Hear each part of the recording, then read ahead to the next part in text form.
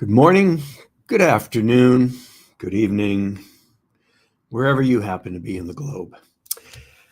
I am Jim Harrison, and I'm going to start this meeting. I think I'll start right now because it's that time. So let me just get myself set up a little bit here. I'm going to have a pretty casual conversation today. I want to give you some advanced ways of blending essential oils. And it's going to be, I'm going to give you some good guidelines, but toward the end, I want to, any input that you guys want to give me, that's really helpful. So if there's a condition that you've been working on, if there's something that you want to try and resolve using essential oils, we could use that in this presentation today. Let me see who's out there. Anyone, any comments? Say hi if you want to. Let me know where you're at. Let me know what you're doing. I don't know. Actually, it doesn't matter what you're doing. It only matters that I'm doing what I'm doing because that's why you're here. You're here to hear a few things that I have to say about blending essential oils, which I have been doing for, I don't know, about 30 years. Yeah. And I've been in pretty much every area except for distillation. I have not been a distiller. I haven't even tried to do that. That is a skill all on its own that I have not even tried to dive in yet because there are so many good people out there distilling oils.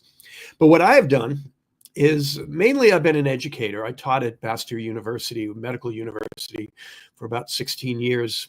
And I also formulated a skincare line, plant-based skincare line, kind of pioneered that whole idea because that was in 2000 and there was only a handful of people doing it at that time. So that gave me a really interesting idea or way to look at how to formulate essential oils.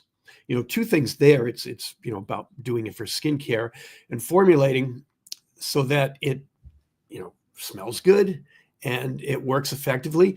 But really it was not so much a challenge, but the drive for that was to create blends, essential oil blends, along with the plant-based ingredients that were in there that would work ideally on as many skin conditions as possible. Even though the formulas weren't necessarily designed for anything specific, there was a serum, moisturizer, and all these blends had to do, full spectrum is the word I like to use, had to do a lot. What I'll talk about today is some of that experience on how I went and created formulations that would work, as on many people as possible, when you're over the counter, just something that anyone can buy. You're not doing personalized. What I'm going to talk about today is actually personalizing those blends. So when you're working as a clinician, if you are in, a spa, doing aesthetics, skincare, that's my specialty, so I'll always bring that up. But you could be a massage therapist or any kind of practitioner where you're working one-on-one with people. If you can personalize those blends, the power that you're going to have is just, it's amazing. It's amazing. You can take a formula, and this is a whole deal about how I have how I've created the things that I've done, blending wise, and the steps and systems that I've created.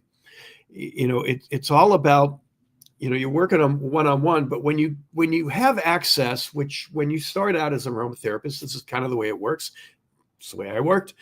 When you start out, you are looking at recipes and you're taking these recipes and, somebody comes to you for a headache and you go, oh, I have a recipe for that.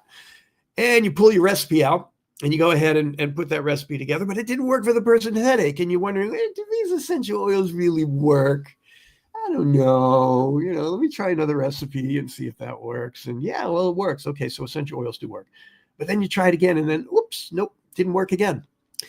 So what I'm expressing here is that, recipes are recipes, and, they've probably been tested out and people have used them. And that's why, whoever wrote the recipe wrote it into a book or wrote it so you could find it. And they did that because it worked. right? That makes sense. Now, why didn't it work? Why didn't it work on one person, not another person? Well, that's because essential oils aren't a drug. I say this all the time, so I'm going to say it again. Essential oils are not drugs, and they don't work like drugs.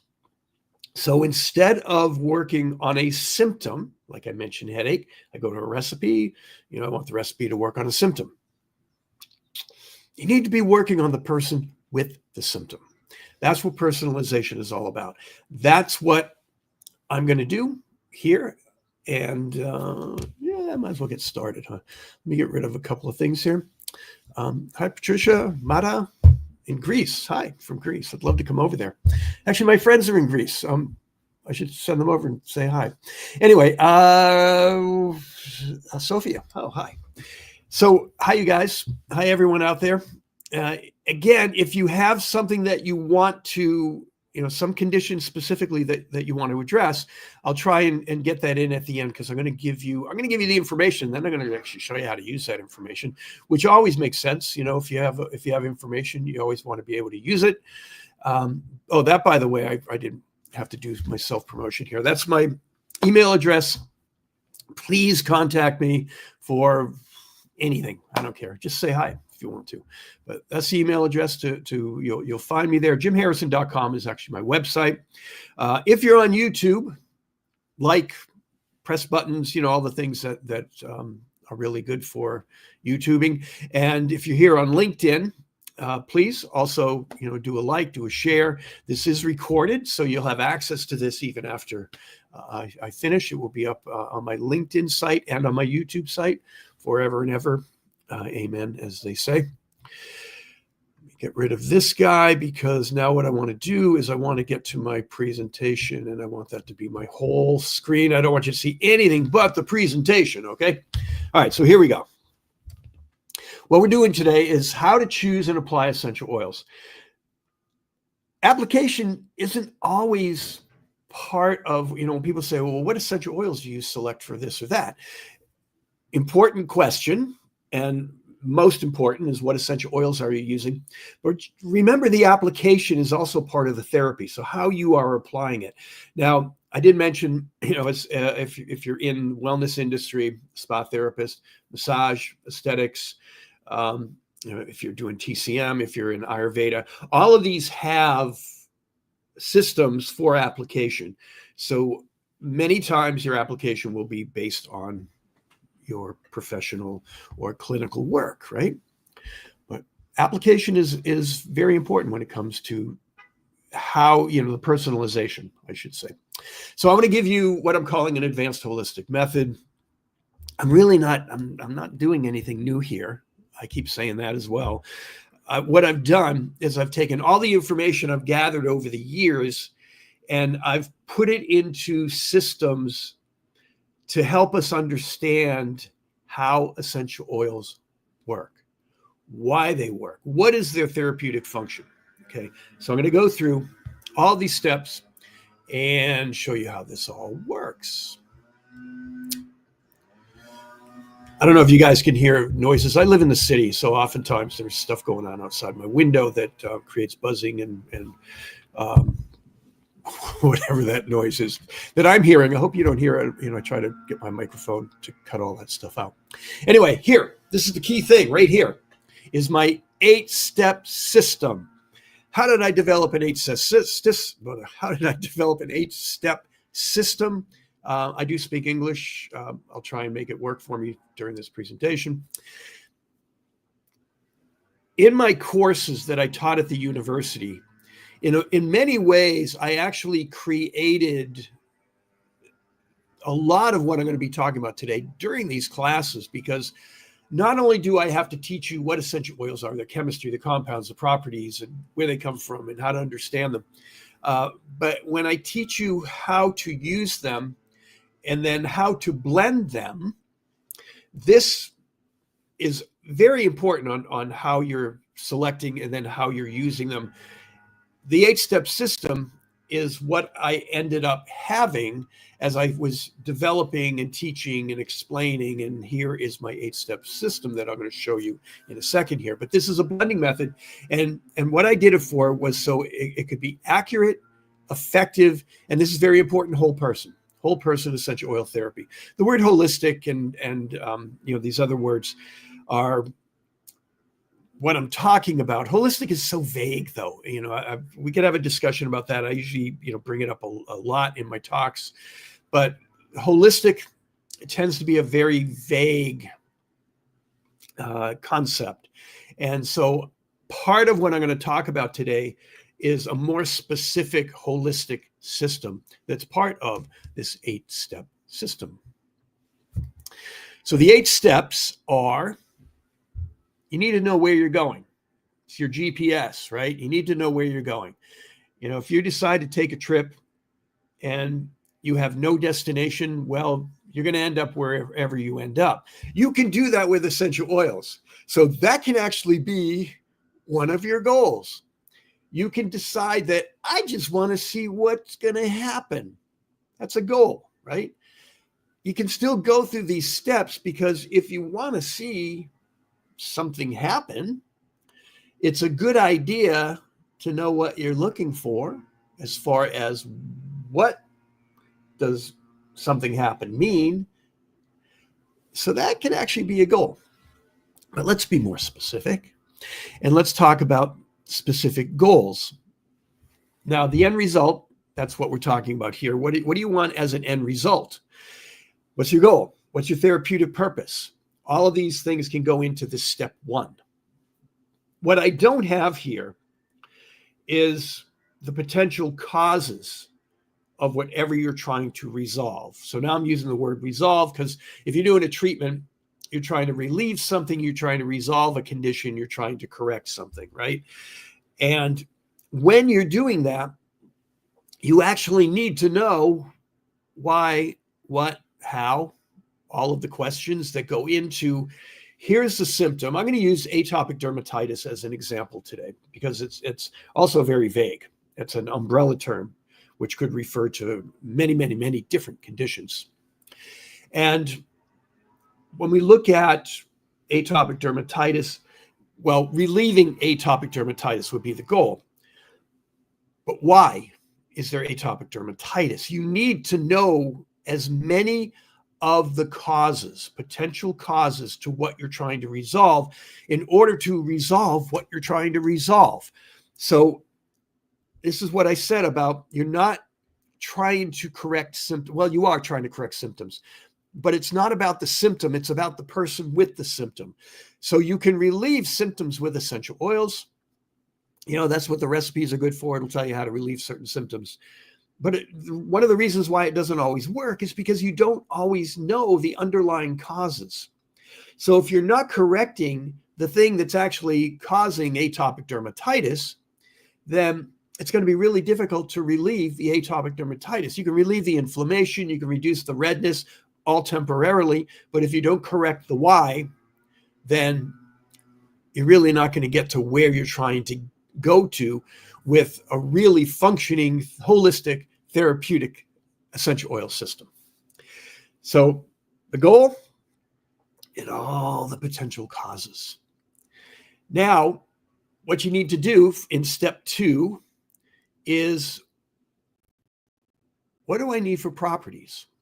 So I mentioned inflammation. Atopic dermatitis is generally an inflammatory condition. So what are the properties that I need? Well, put anti in front of whatever the conditions are, and you're going to figure that out, right? Anti-inflammatory. I have inflammation, I need anti-inflammatory. If it's an allergic condition, I need anti-allergic. If it's a bacterial or microbial infection, I need antimicrobial. So the properties a lot of times will state anti, but it can go much deeper than that, and that's where, what are the potential causes? If it's through the autonomic nervous system, if there's an imbalance in the autonomic nervous system, then some of the properties you need is to balance autonomic function or to raise parasympathetic activity, which is generally the thing you're trying to do if there's autonomic nervous system balance. Vagal tone is the term that comes up a lot for that. So you list your properties. Now, in step 3, this is actually a little more for the people that are interested in studying essential oils. And if you're using essential oils, you should study them. You should know the chemistry, which is step 3. What are the structure groups, the functional groups that would best resolve the condition that you're working on? And what are some of the compounds that you may be familiar with? Now, just so I can address this for those who are in the know, functional group theory has been dismissed by some of the top aromatherapists out in the market there. And they'll say, well, functional group theory doesn't work and it's ineffective and it makes no sense and blah, blah, blah, blah, blah, blah, blah. And it's all true. It really is true. But there is a basis for functional group theory. And when I talk functional group theory, I'm talking about the compound groupings, the structure groupings. So we have ester compounds. We have monoterpene hydrocarbons, sesquiterpene hydrocarbons, monoterpene alcohols, sesquiterpene alcohols, ketones, aldehydes, list goes on. So these are the functional groups. And this was popularized by aromatherapist Pierre Francombe, who created a structure effect diagram showing you that if the ester group has a negative charge, or they tend to have negative charge, and so those are calming. So if it has esters in it, we know it's going to be calming, working on the central nervous system, antispasmodic, things like that. These are all the properties associated with the ester group. It's not consistent. I teach using the structure effect diagram, using functional group theory, but I teach it as a system that is inconsistent. So there's a way you can use structure effect diagram or the functional group theory to give you direction and as a guide, and it really is an excellent teaching tool. So for those who know that, I just addressed it and we're all cool, right? I can talk about functional group theory. I can talk about structure groups and the individual compounds. Yeah, if you want to learn each individual compound, it's good. And I actually can teach you how to do that so that it's an effective system for remembering these things. But I'll bring this up. There are certain compounds like Cedrol, which is in the sesquiterpene alcohol group. Not necessarily because it's in that group do I have a property associated with it, but it's because I read a study that said Cedrol raises parasympathetic activity, which means that Cedrol would be good for somebody that is in fight or flight. And this is done through inhalation. So application, remember, application is important. So that's an important section in step 3, but yeah, you kind of have to know a little bit of chemistry in order to make that totally work for you. Now what you're going to do is create a list of oils. And you're not really focused on your end result. You're not really focused on what oils you are going to use. You're just trying to create a good list of oils that would have the properties that you need and also have the chemical compounds that you need. Well, if you have the chemical compounds, you're doing it for the properties. And when you have this list, now the reason I'm saying create a list, because I want to ignore that selection of, well, I hear lavender is good for this. So I hear this is good for blah, blah, blah, blah. You can include that, but the list should be much broader. And you can use what you know. You can use the chemistry. You can use the properties. You can look in a book. You can do some research. All of these things go into how this 8-step system works. So now I've got a good list of oils, and I can't, I'm not even tell you how many oils to do. It's you can do anywhere from 10 to whatever you end up with, and I'll explain why I want you to make a list rather than just listing the oils that you think you're going to use. Because where you're going next is choosing an application method. Now, what oils you choose are going to be determined by the application that you also use. So your application, if it's topical, there are certain oils that you will find work better in a topical blend than if you were putting it into a diffuser for inhalation, or if you were putting it into a roller ball, for massage. Not for massage, but the wristy thing. And so all the application, there's several other applications that you can do here. the application is going to determine which essential oils and how you're going to blend them. So the formulation itself is going to be determined by the application that you're going to use. Now, next, you're going to select a fragrance profile. This is really important for that list of oils that you're creating. The fragrance profile, if it doesn't smell good, people aren't going to use it. Or if it doesn't smell good and you're doing it in a treatment, they're not going to enjoy the treatment quite as much. So you really want to make sure that you're directing the fragrance profile to be part of the healing process. This gets into the olfactory system, which is an amazing, amazing, amazing science to study. You should, as much as you can, read about the olfactory system. It's really recent research. It's only, there are very few books, up until about 5 or 6 years ago. And even then, there were very few books on the olfactory system. Now there's quite a few out there and really good ones. Important to understand how the olfactory system works. So fragrance profile does have a lot to do with the olfactory response, but everything that has to do with essential oils has to do with the olfactory response. Study it. It's good. One of the important things about the fragrance profile, not only does the person have to like it, but who are you working on? The example I like to use is like atopic dermatitis. Now, anybody can have atopic dermatitis. And if you have 2 clients and you've determined that the cause of the atopic dermatitis is very similar, you could use the exact same oils. But, I like those buts, but one client is a 13-year-old girl. The other client is a 40-year-old male. Are you going to use the same fragrance profile for both of these clients? You could, and it could work. But it'd be better to personalize that. The young girl, I'm kind of generalizing here. I'm going to assume is citrusy and floral, herbal maybe. That would be a fragrance profile. It's going to be young and friendly. Where the male, who is, as that male adult would be, is a little more solid, grounded, earthy, woody. These are the fragrance profiles. So you're going to adjust it for the person. You want to make sure that what you're doing works on several levels. When I get into the 7 tiers, the tiered system that I've created, fragrance comes into play on a few different levels. So I'll explain how that works. So fragrance, that's where you're at now. And then from that fragrance profile, application, properties, compounds, you're going to create a list of your final oils.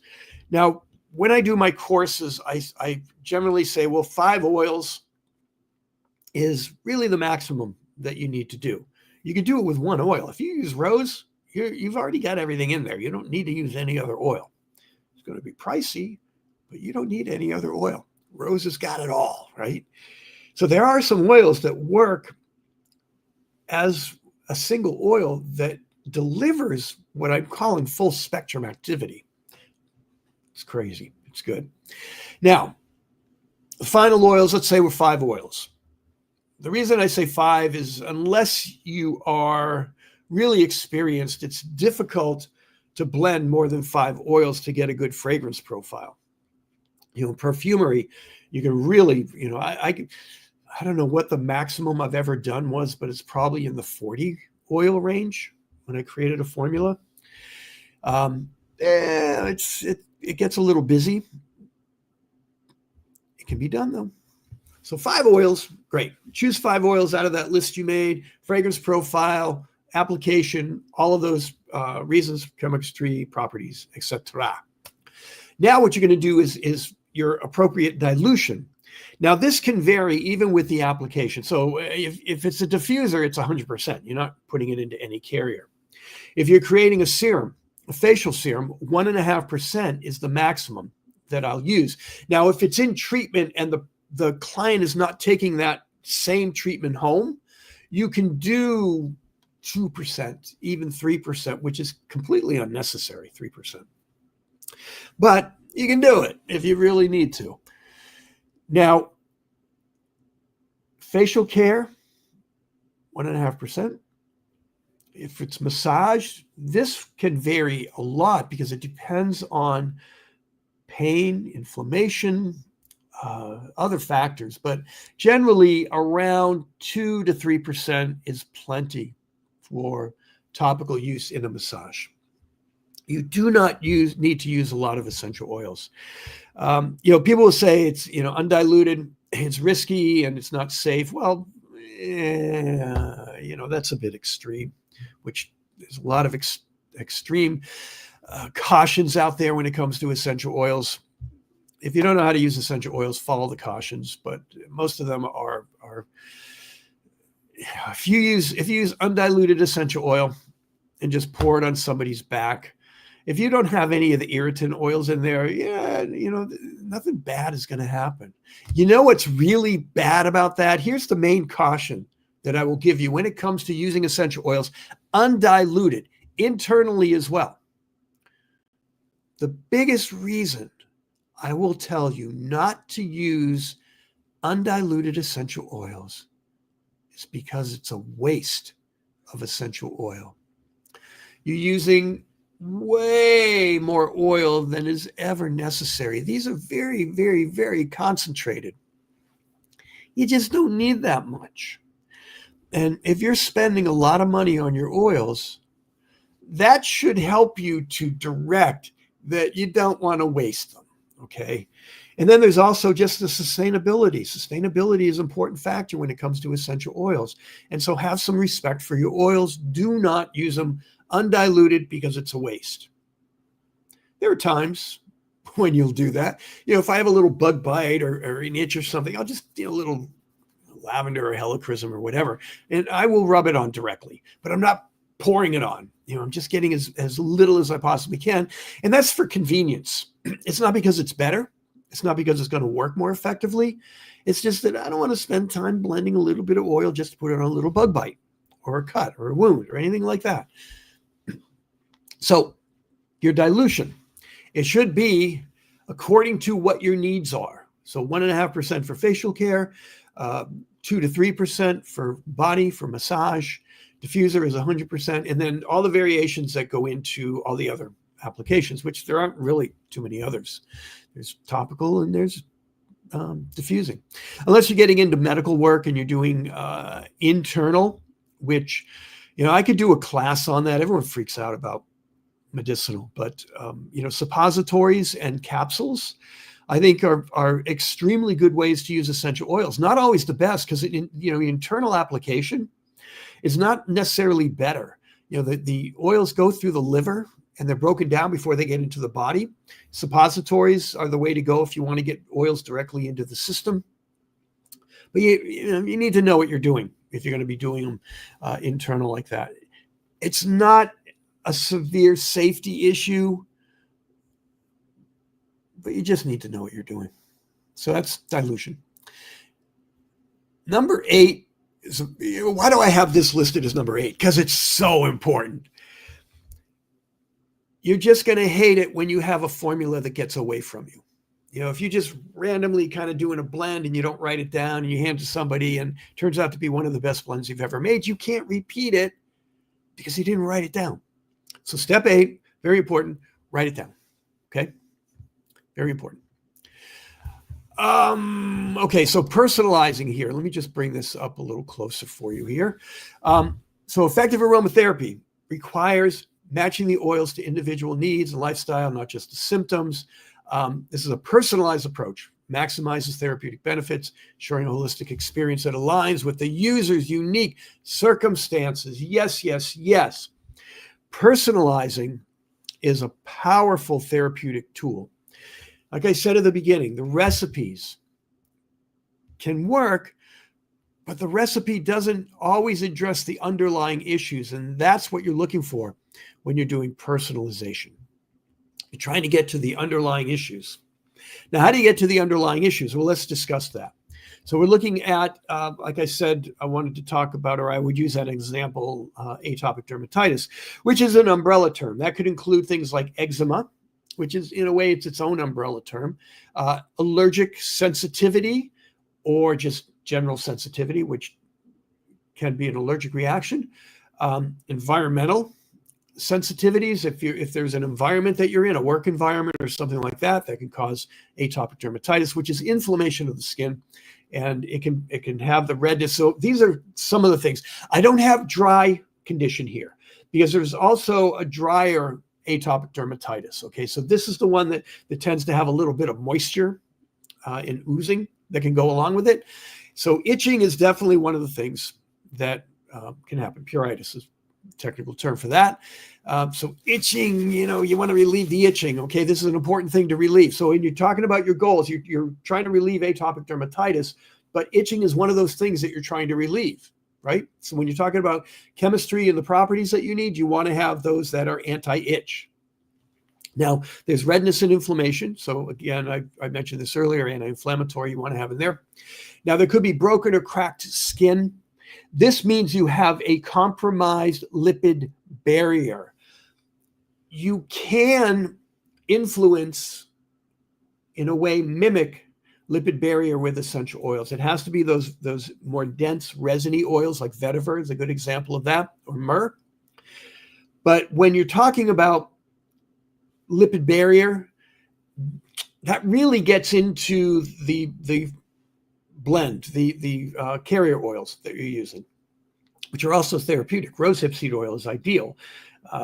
Blackberry, cranberry seed oils. So there's a lot of oils or carriers that go into a serum, or if you're working on the whole body, that are going to help mimic or give some protection similar to what the lipid barrier does. If your lipid barrier is compromised, it actually makes it harder to relieve the symptoms, because if you continue to have this compromised lipid barrier, microorganisms get in there, and other issues that go along with that. The protective immune function of the lipid barrier is missing, which can cause atopic dermatitis. Weeping or oozing, the lesions are, they go along with broken, cracked skin. So if you're seeing weeping and oozing, there's probably some microbial infection going on there. Anytime you have moisture, you have an environment that is a nice place for bacteria to grow. Thickened skin, this is generally psoriasis, which could have its own category, but it often gets put into the atopic dermatitis category. But eczema, well, it's thickened skin. It's when the epidermal layer is overdeveloping. And so this is a condition that needs specific attention. I'm not going to get into it now. Skin discoloration, well, we already talked about redness, but you could have other skin conditions. Now, atopic dermatitis can cause issues with the melanin, so you can end up with brown spots or scarring that is discolored. And so skin discoloration can be part of atopic dermatitis. And then secondary infection, which is when I talked about the oozing or any moisture, you can have microbial infection going on. So these are 7 underlying causes, or the visual, what you're looking at when you're looking at atopic dermatitis, the visual issues that can be directly addressed when you're putting your blend together. Here's what's important. Who is the person? So I developed this system I call the outside, inside out method. Nothing new here. When we talk about holistic, the terminology is mind, body, spirit. I find that's very limiting and doesn't really describe what holistic means. All 3 of those terms are rather vague. Mind and body are one thing. Spirit is one thing with mind and body. And when you start thinking holistically, you really want to get out of this idea that it's mind, body, spirit. They're all there, but we need to define them a little more specifically in order to understand what holistic functions or causes are what you need to address.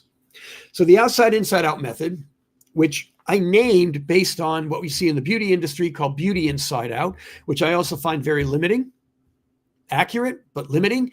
And what I mean by limiting is that when you're talking about what's in here and we see it in the skin, yes, that is holistic in a way, because what we're looking at is not just surface. We're looking at what internally is causing these things on the surface of the skin.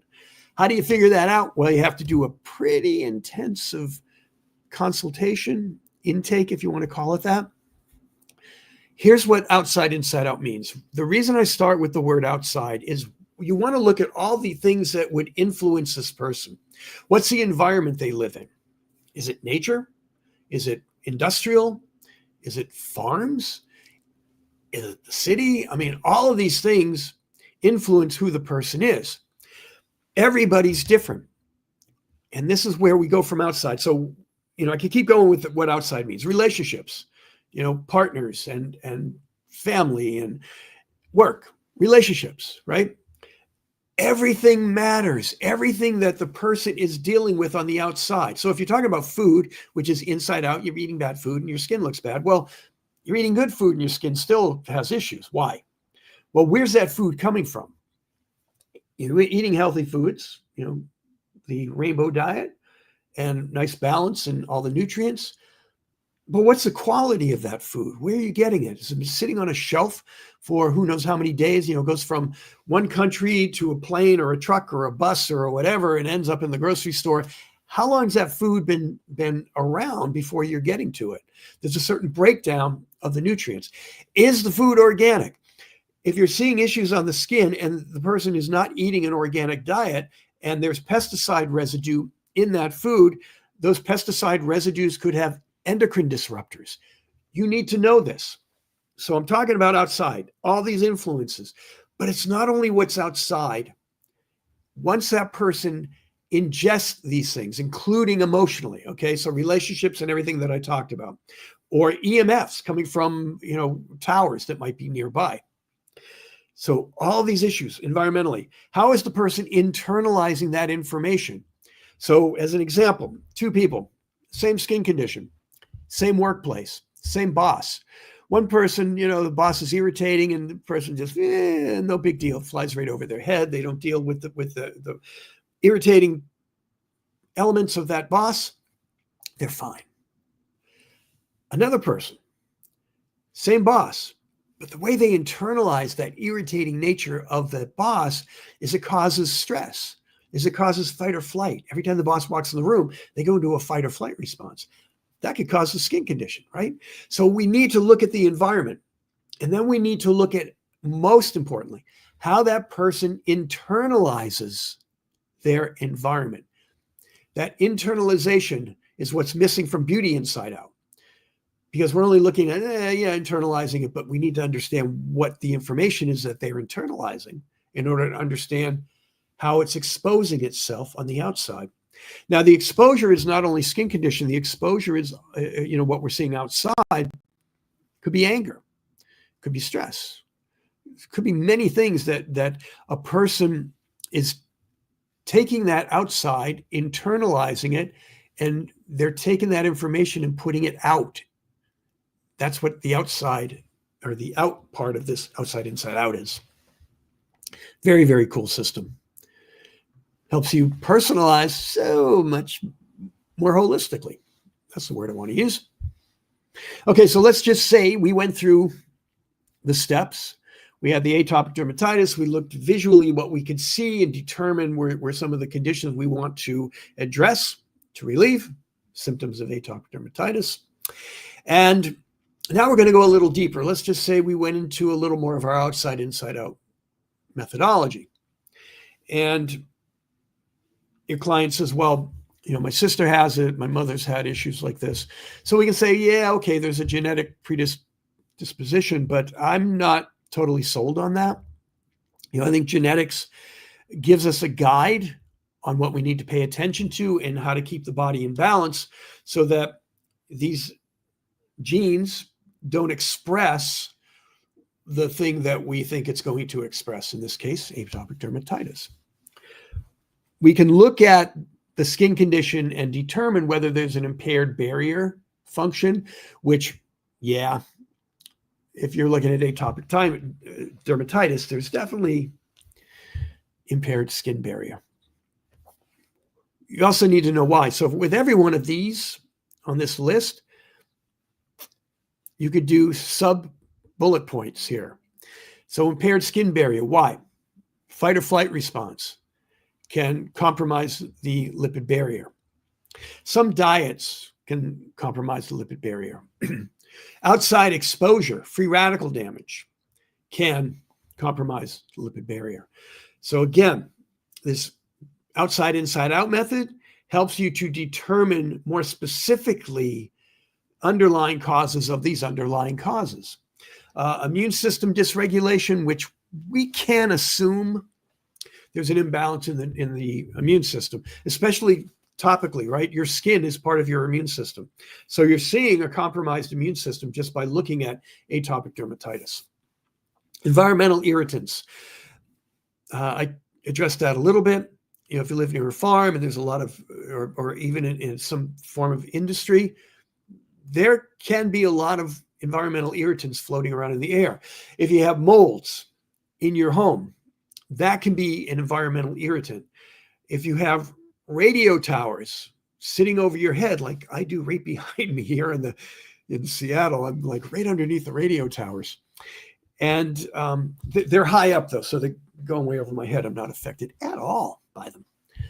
But we need to be aware of what's going on in the environment, whether that's part of what's happening here. Now, I also want to express how you place this into your therapy, okay? So if I find that the radio towers are affecting me in a negative way, the remedy is for me to move, right? No essential oil. I just move, go somewhere else, go live not underneath the radio tower. Now, if I want to change this, because I don't necessarily feel any effect from the EMFs coming from these towers, excuse me. But I'm assuming that there is or are conditions I should be aware of. So most of these are going to create free radical damage. So when I look therapeutically, if that free radical damage, especially if I'm associating with atopic dermatitis, I want to make sure I have a lot of antioxidants in my system. Now, I want to do that in two ways. I want to make sure my diet and even supplements provide my body with a fair amount of good antioxidants. But topically in the skincare and with essential oils, just look for double bonds in the chemistry. You're going to find some good antioxidants. So that's system for, again, outside, inside out. You need to know everything so you can, in order to get more specific with the oils that you're going to use. Food allergies or sensitivities. Is there an oil that would take care of that? No. It means don't eat those foods or sensitivities. So if you find that that's an issue and it's something bad in the diet that the person has trouble stopping, it's like an addiction. They need to eat this stuff, even though they know it's causing atopic dermatitis. It happens with people. We tend to do things that are bad for us, even when we know they're bad for us, because we're driven through either an addictive type behavior or whatever. Can you correct that? No. The person has to change their diet. So they have to go to a nutritionist, somebody who is, psychotherapy could also be part of what needs to happen in this situation. But can you work with essential oils? Yes, you can. You work on behavior modification, which gets into the olfactory system, which is a whole other system of working, which I'm not going to talk about. We'll do it another time. Microbiome imbalance. So that's another thing. Can I correct that? No, not with essential oils. I can support it with essential oils. The emotional stress, this is one of the strongest areas for using essential oils, is the emotional balance that you can provide using essential oils. Now, here we have personalization, precision. These are the methods that I've created. The Holistic Essential Oil Triad. I'm going to explain that one in a second. And then the Tiered Aromatherapy System is something I recently developed as I was talking with students and attendees at a spa conference that I was speaking at. And when they were asking me questions about this condition, that condition. I never said this oil, this oil, this oil. I found myself saying, well, what about the person in relationship to their environment or all the things that I just talked about? And I realized that when I was talking about selecting the oils, I was giving the oils a different identity. So I'm going to talk about that tiered system in a second here. Guiding formulation with the Holistic Essential Oil Triad. This is an incredible awareness that I like to express. So your essential oil selection is going to consider the effects that I'm going to talk about here. Olfactory, which generally we think when we smell, it's emotional, but no, there's a physical effect when you're smelling an oil. If you have a digestive issue, if you have digestive cramps or, even upset stomach, you think, well, I need to take drops and rub it on my belly. No, you smell the oil, because when you smell the oil, the oil that you'd want to use, even peppermint, it's going to trigger a response in the autonomic nervous system, parasympathetic nervous system primarily, and it's going to create a balance in the digestive system. So we need to understand the full activity in the way that when you use essential oil through the olfactory system, all of the different effects. And then we have pharmacology. And the reason I call it pharmacology is because oils work in a similar way that we know that pharmaceuticals work, which is generally receptor on a cell. The molecule is like a key. It fits the lock on the cell, triggers a response. This is basic pharmacology. And essential oils do bind with cell receptors. This is a really cool thing to understand. You have olfactory nerve endings, or olfactory receptors. I should be more specific that way. Endocannabinoid system, which we've learned from CBD, topically, anti-inflammatory. It binds with the endocannabinoid system. We also have what are called TRP receptors. There's several different TRP receptors. The reason you get a cool feeling from peppermint is the menthol is a key that fits a TRP receptor that triggers a response that creates a cooling effect in the sensory nervous system. How cool is that? That's pharmacology. Metaphysical and energetic. This is kind of my I don't know category. It worked. I don't know why it worked. But energetics, this is something that it's hard to get good science on this. So even when we talk about meridians and when we talk about chi and we talk about chakras, what are all those things? We know they work. Been around for thousands of years. So we know there's a system that makes that work. And in a way, when I talked about meridians and I talked about marmas, which I didn't mention, but Ayurveda, you're creating a pharmacological response, even if it's not directly the molecule being the key. When you use essential oils, it can trigger neurotransmitters that then are the keys that fit the molecule or fit the receptor that triggers the reaction. The more you understand about this stuff, the more specific you get. So what I did was I created a Venn diagram. And the Venn diagram in this system shows you how these overlap. When you use an oil, you have an olfactory response, you have a pharmacological response, you have a metaphysical response, whether it's what you're focused on or not. So you might as well focus on it, right? You might as well use those things that are in part of your oil blend anyway, right? So the more you know about this, the more effective your blending can be. So with olfactory, there's memory or emotion scent bonding. So you have that trigger when you get, when I talk about behavior modification, I'm working through memory emotion. Every time you smell any fragrance, synthetic, natural, farm, whatever, when you get that smell, it's creating a memory and emotional attachment.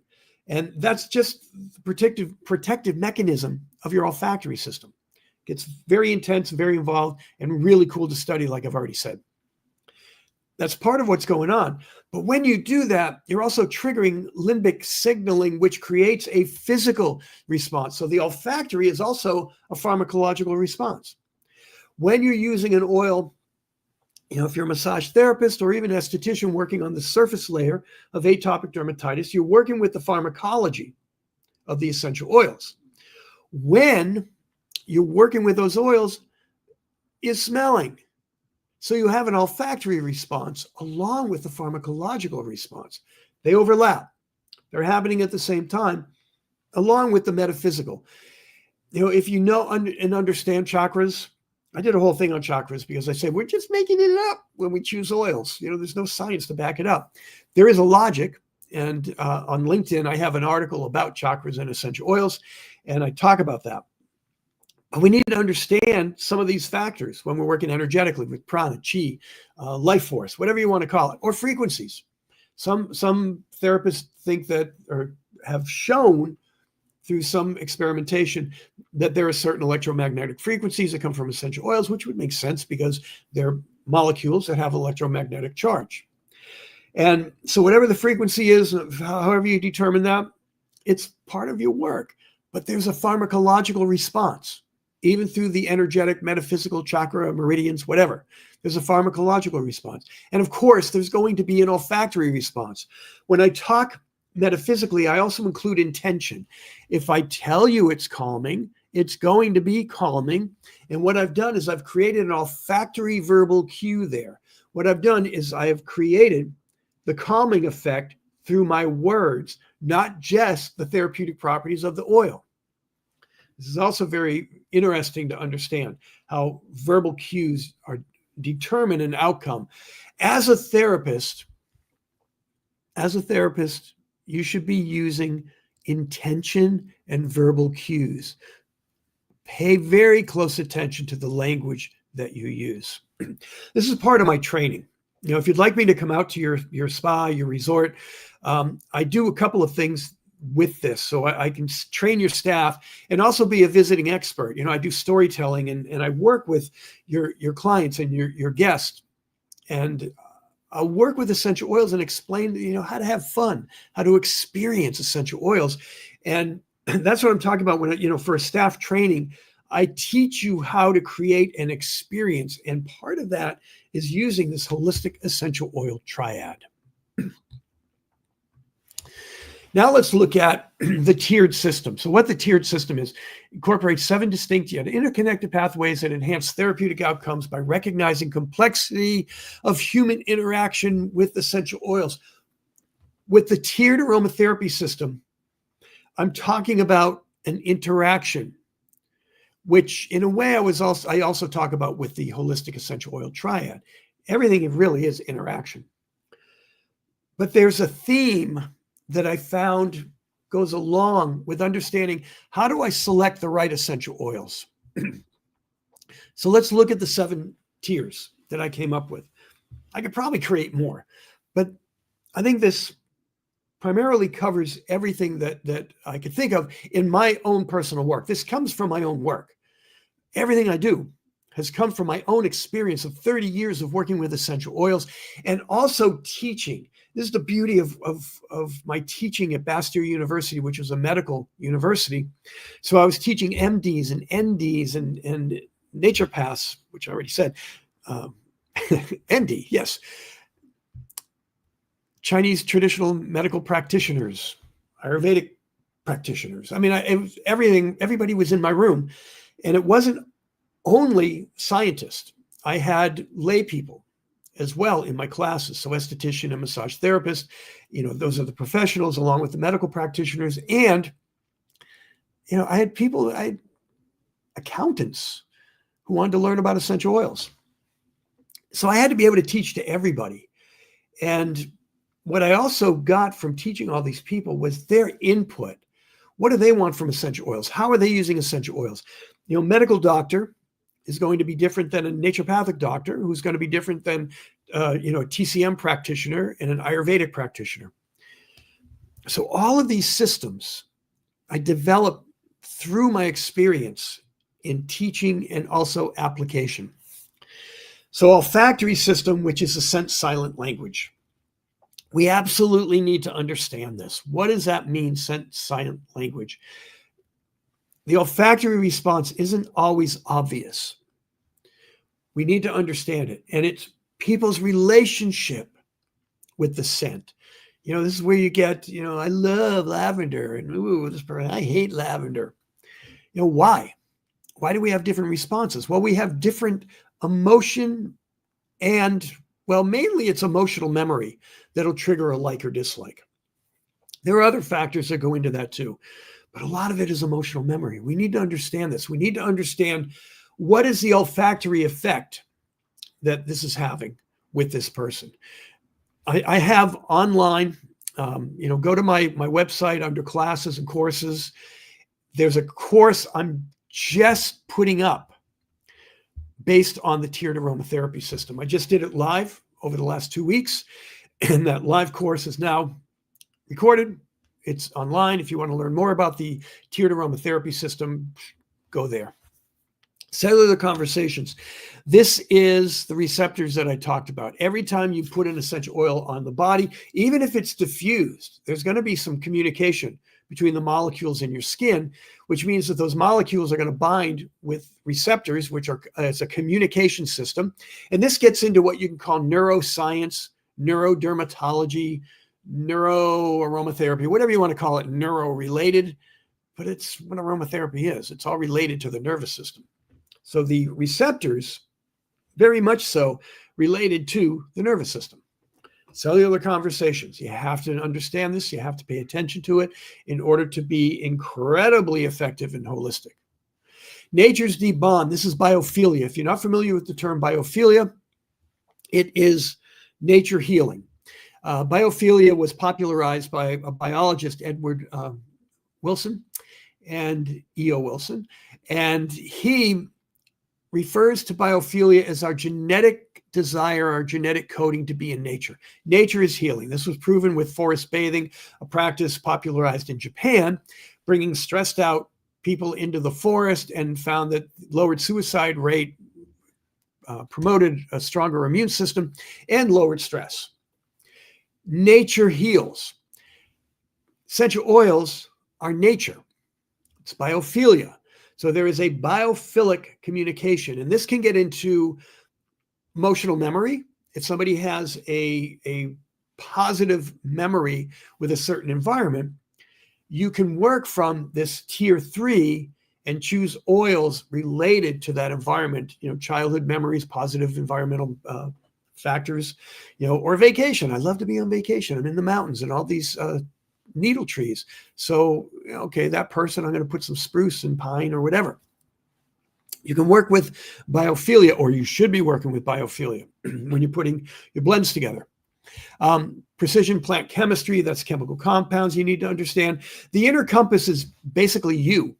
What intuitively do you feel this person needs? And the more intuitive you are, or the more knowledge you have, the more intuitive you can be. Your unique code. So really now I'm going back from inner compass being you to your unique code, which is that outside, inside out evaluation. I'm talking about your client now. What's the unique code of that person? Who is that person? Outside, inside out determines those factors. And then daily unfoldment. I'm talking about lifestyle.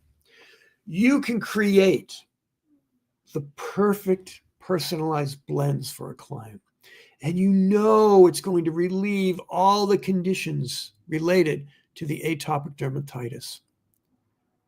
But if they don't use it, it's not going to work. When you're choosing your application method, you need to understand and know, what will this person use? Some people don't like to step outside of their everyday routines.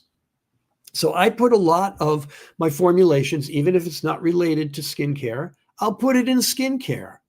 And I'll add an intention. If somebody has trouble sleeping, I'll put the sleeping formula into the skincare. So when they're using it in the morning, they're going, I sleep all night. I'm rested. I feel good. Before they go to bed, they're putting their skincare on. I feel rested. I sleep all night. I feel good. So intention with the blend. And then, of course, the formula is going to be good for the skin as well. So what will they do? Will they diffuse oils? Some people are challenged by that. It does take a little effort. Keep putting those oils in the diffuser. Will they do it topically? Will they do a massage? For atopic dermatitis, it's an easier thing to fix when it comes to what will they use, because they have a symptom that they're trying to relieve. That symptom will remind them to use the oil. So all of these factors go into the daily unfoldment, or the rituals, or the lifestyle practices. How will they use the blend that you've created? Now, let's go kind of finalizing here. I didn't get to give you a remedy, did I? Time's a beautiful thing. All right, so from symptoms to personal context. So this is basically the system that I'm talking about. What is a effective holistic method of selecting essential oils? So the tiered aromatherapy system and the holistic triad, they're shifting the focus from addressing just symptoms to talking about the person with the symptoms, right? So it's looking for underlying patterns. It emphasizes the importance of holistic perspective, outside, inside out. This is a good system for getting to as holistic a methodology as you possibly can. And then enhancing effective therapeutic or enhancing the therapeutic effectiveness through personalized strategies, okay? So the triad, the 7 triads, tiers, not the triad, the tiers, 7 tiers are giving you information on how to select the oils, through biophilia, through the olfactory response, through cellular communication, all of those factors. What are they going to use, right? Lifestyle, daily unfoldment. And then the triad is giving you more information on how to be holistic. You're doing it in massage, but how is that affecting them through the sense of smell? You're doing it as a facial. Serum, they take home the serum. How is that affecting them emotionally? Through their memory. How is that affecting them on a biophilic factor? All of these things go into play. So you have the triad system, you have just everything that you need there. So let me do this. Let me get off of there for a moment. I'm gonna just breeze through this. I know I'm going a little over time here, but hey, how much fun is this, right? Atopic dermatitis, I listed all the conditions under atopic dermatitis. I listed some of the underlying conditions, but let's just say that we have a client and we're going to make it a 30-year-old female. And we need to understand what their work is. And their work is, they enjoy their work. It's really good, but it is a little stressful. There is, a lot of energy that goes into it. They tend to be type A personality. So there is a little bit of tension that they produce through their mental activity. Okay, so I'm going to really kind of, who is this person? What is this person? What's their work environment like? I can't know all that. I have to get as much information as I possibly can from the client. And a lot of this has to do with scope of practice. If you're a practitioner, you cannot step out of your scope of practice. So if you're not a psychologist, you cannot talk about psychological issues. But through a conversation, you can get that information without even bringing it up and without addressing it directly to the client, but to yourself. Understanding there are psychological factors here that I should pay attention to. The more you know about your oils, the more you're going to be able to address that, even if you don't know specifics, right? This is what I mean by full spectrum. You can put a lot of different functions into your formula that you're not sure what they're going to do, but you have a lot of activity going on in there. This gets a little more, when I do a blending class, this is what I get into. So with atopic dermatitis, we're going to, it's not oozing. It doesn't seem to be infected, but it is rashy looking. It is red. There is a lipid barrier, some compromised lipid barrier function. And you have an environmental, you can't find too much about the environment, but you know that there probably are factors there. It could be in the office. We don't know what the office environment is and how that would affect. We're not really sure what, there's a lot of EMFs coming from all the technology that we use, Wi-Fi and everything else. Is that affecting the person? I don't know, but hey, let's throw some antioxidants in there to create some protection. So as I go through all of the functions there, then, like I said, it's chemistry. So I'm looking at the properties first. I want anti-inflammatory. I want cell regenerative because I want to repair the skin. And I want to reduce the irritation. So anti-inflammatory and, anti-irritant, but that generally goes with anti-inflammatory. So there's other factors I could throw in here, but I'm trying to just do this as an overview of everything I just did. Chemical compounds, sesquiterpene hydrocarbons, sesquiterpene alcohols, absolutely what I want to do. And I'm finding that that tension, even though the stress is a little bit different from somebody that really enjoys their work and really gets hyper into it, I still want to reduce the sympathetic result of that sympathetic nervous system and raise some parasympathetic activity. And when I raise parasympathetic activity, generally we think of that as calming. Yeah, I do want to calm the person. I'm not trying to put them to sleep, but I want them to glide. I want them to ease through a busy day, through chaos, through everything else. So even though I'm not trying to specifically calm, I'm trying to ease a lot of that tension so that they can be more effective, more productive, taking away that nervous energy that can go along with a hypersympathetic nervous system reaction. So the chemical compound, well, Cedrol, I mentioned sesquiterpene hydrocarbon, sesquiterpene alcohols, Cedrol, sesquiterpene alcohols, highest amount in Virginia cedarwood. So I've just covered, by adding Virginia cedarwood to my list, I've covered the Cedrol, reducing fight or flight, and also anti-inflammatory sesquiterpene hydrocarbons. Chemistry, that's what that part is. And now I'm going to make a list of oils, blah, blah, blah. I have 20 different oils that I could, right off the top of my head, come up with. Helichrysum, lavender, Cape chamomile, one of my favorite chamomiles. Most people are more familiar with Roman chamomile. Did I say lavender already? Frankincense, patchouli, vetiver, Atlas cedarwood with the Virginia cedarwood. I mean, I could do a very, very long list. And I just mentioned a lot of the compounds. I didn't mention ketones, which is why helichrysum is such a good regenerative oil. It has a specific ketone chemical compound that's just every skincare condition use helichrysum, okay? But helichrysum is also good anti-inflammatory. So it's going to reduce the inflammation. So I could do a long list of oils. Now, who am I working on? 30-year-old female. I want to kind of get an idea of what the woman likes. And, what she says, well, she likes florals, but not too sweet. And she likes a little bit of depth, meaning that, I might add wood or I might add root. And, herbally, little bit of citrusy. So I'm going to do, I would blend from a fragrance profile. I would create a balance where it wouldn't be too identified by any of, when I describe oils, it's not like perfumery. I like to describe it as woody, herbal, floral. That would be a description of a fragrant blend. So now I have that. Application method is, I'm going to do topical because I want to do this.